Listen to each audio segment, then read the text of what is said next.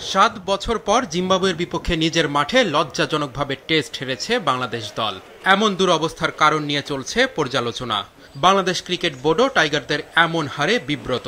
হঠাৎ কি হলো টাইগারদের? ছোট দলের বিপক্ষে ঘরের মাঠে ভরাডুবি নিয়ে মুখ খুলেছেন ক্রিকেট অপারেশনস চেয়ারম্যান। কিছুটা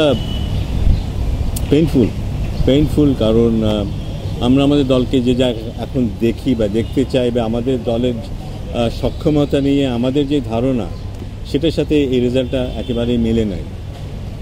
খুব দুঃখজনক যে আমরা কিন্তু চেষ্টা করেছি যে এখন এমন সব কন্ডিশনে খেলতে যে কন্ডিশনটা নট নেসেসারিলি আমাদেরকে খুব ফেভার করবে, এমন কন্ডিশনে খেলতে যেখানে খেললে সেটা আমাদের আইসিসি ইভেন্ট বলি বা দেশের বাইরেও আমরা ভালো খেলতে পারবো, এরকম একটা কন্ডিশনে খেলতে চাই এবং সেই চ্যালেঞ্জটা আমরা নিতে চাই।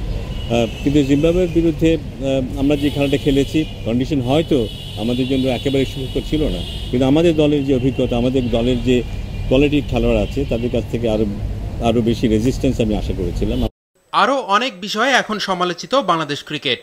তাওহিদ হৃদয়ের ঘটনার পর আম্পায়ারদের মধ্যে অসন্তুষ্টি। এর মধ্যেই আবার একটি জাতীয় দৈনিকে খবর প্রকাশ পেয়েছে, পরিচালনা পর্ষদের অনুমতি ছাড়াই 120 কোটি টাকা সরিয়ে অন্য ব্যাংকে এফডিআর করেছেন বিসিবি সভাপতি ফারুক আহমেদ। আমি পুরো বিষয়টা না জেনে কোনো কমেন্ট করাটা বোধহয় ঠিক হবে না। আমার মনে হয় আমাকে একটু অপেক্ষা করতে হবে, এই সম্পর্কে কোনো কমেন্ট করতে চাইলে জিনিসটা জেনে। সব মশার বিরুদ্ধে সুরক্ষা দিতে এলো বসুন্ধরা এক্সট্রিম অ্যারোসল, মশার বিরুদ্ধে এক্সট্রিম সুরক্ষা। যে ব্যাংকে রাখা হয়েছে বা আদৌ এত টাকা রাখা হয়েছে কিনা বা যেখানে রাখা হয়েছে তাদের ক্রেডেনশিয়ালস কি, সিদ্ধান্তটা তো মোহামেডান নেয়নি, সিদ্ধান্তটা আমরা নিয়েছি, দায়টা আমাদেরই। কিন্তু এটা স্বাভাবিক, হ্যাঁ কেউ হয়তো একটু আমাদেরকে অনুরোধ করতে পারে, ভাই এই নিয়মটা বদলান, আমাদের এই অসুবিধা হবে, তারা বলতেই পারে এবং তারা চাপও সৃষ্টি করতে পারে। আমাদের কাজ হচ্ছে সেই চাপটা অ্যাবজর্ব করা এবং নিয়ম যেটা আছে, বই যে কথা বলে সেই অনুযায়ী করা, মানুষকে কনভিন্স করা যে না এইটা এইভাবেই হবে।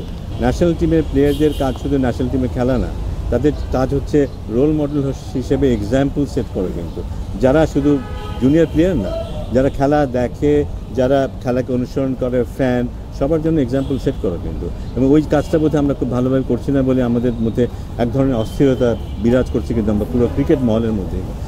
দুদিন আগেই ডিপিএলের টেকনিক্যাল কমিটির প্রধানের দায়িত্ব থেকে পদত্যাগ করেন এনামুল হক মনি। তার জায়গাতেই নিয়োগ পাচ্ছেন বিসিবি পরিচালক নাজমুল আবেদিন ফাহিম।